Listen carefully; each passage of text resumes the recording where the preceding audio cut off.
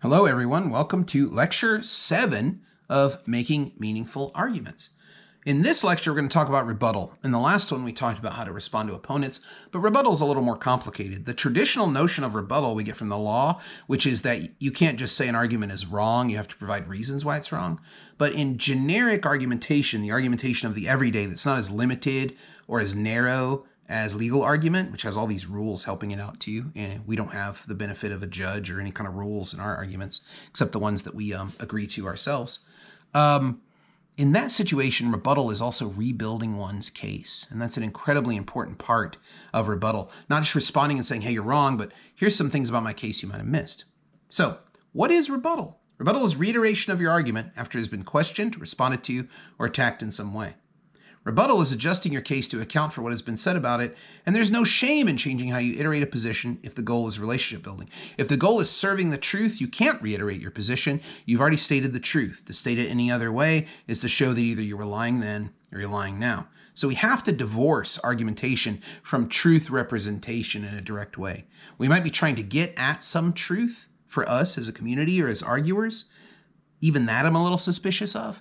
But I think best we're trying to get agreement so that we can open up the capacity of our thought and the capacity of making meaning together and to do something together or to achieve together, like I said in Lecture 1.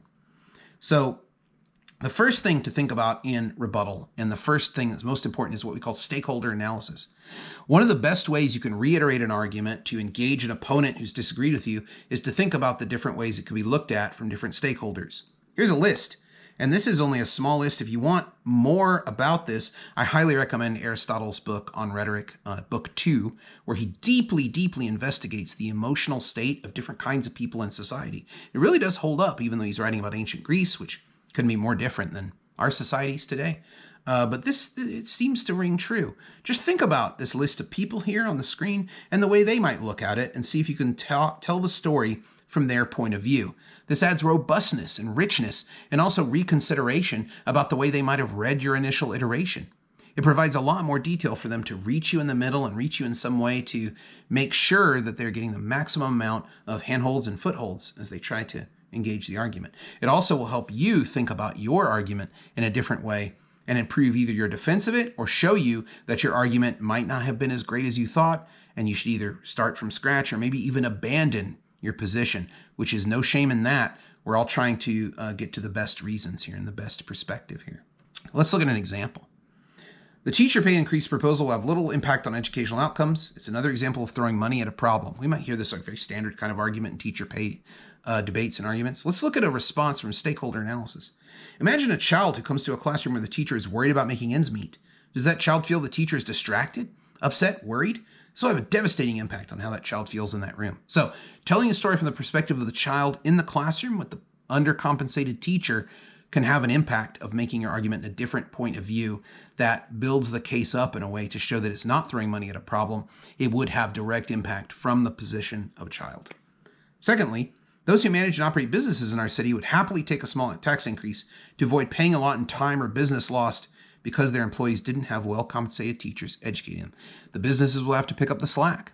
They'll have to pay. Would you rather pay then and pay directly out of pocket, or a small fraction to ensure better teachers today?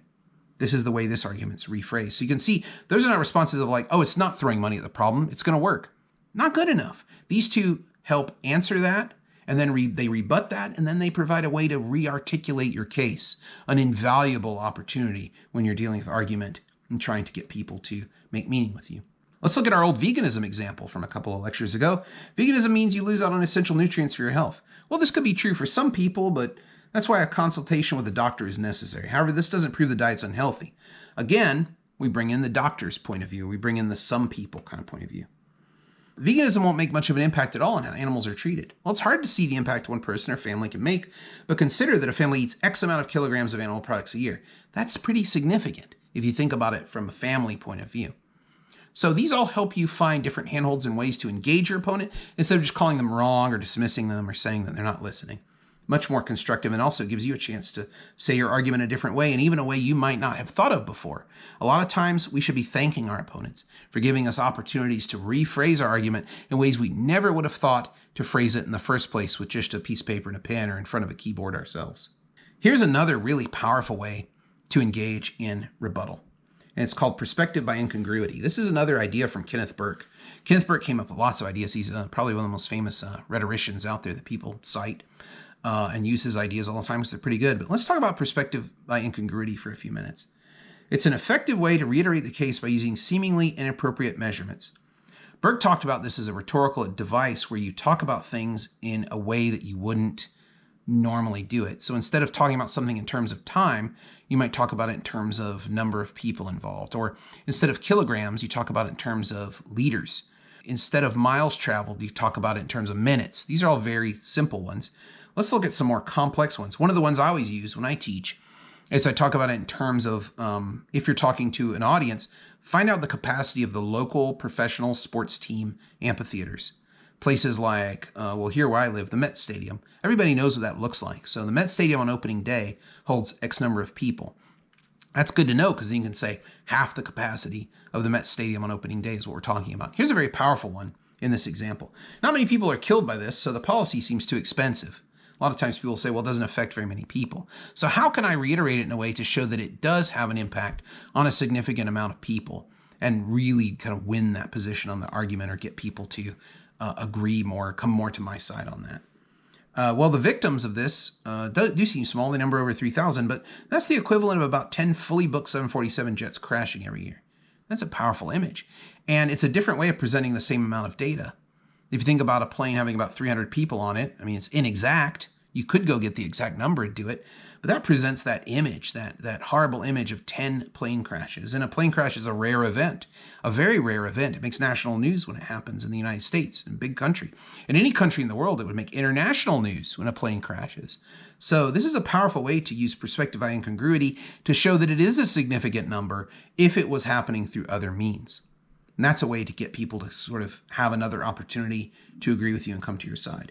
You could also say, that's the same number of people who visit a historical site every summer, historical site A, whichever one it might be.